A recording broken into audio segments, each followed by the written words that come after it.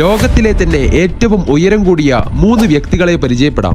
ഇതിൽ 3-ാം സ്ഥാനം John F Carol. ന്യൂയോർക്കിലെ ബഫലോയിൽ ജനിച്ച ജോൺ കരോൾ ബഫല്ലോ ഭീമൻ എന്നാണ് അറിയപ്പെട്ടത്.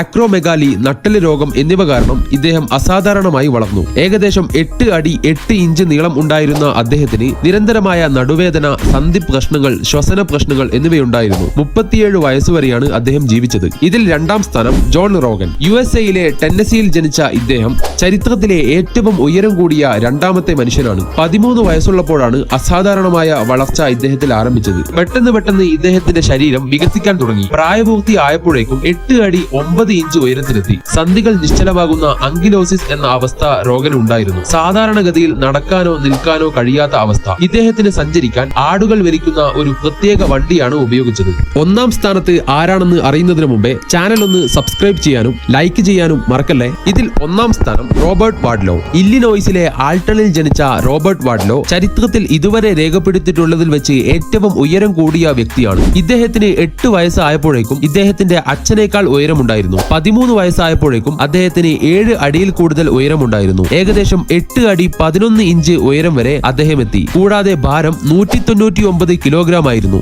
കാലിലെ ബ്രേസ് മൂലമുണ്ടാകുന്ന അണുബാധ മൂലം വെറും 22 വയസ്സുള്ളപ്പോൾ തന്നെ ഇദ്ദേഹം മരിച്ചു. നിങ്ങളുടെ നാട്ടിലും ഇതുപോലെ അസാധാരണ ഉയരമുള്ള ആളുകളുണ്ടോ? നിങ്ങളുടെ ഹൈറ്റ് എത്രയാണ്? കമന്റ് ചെയ്യൂ.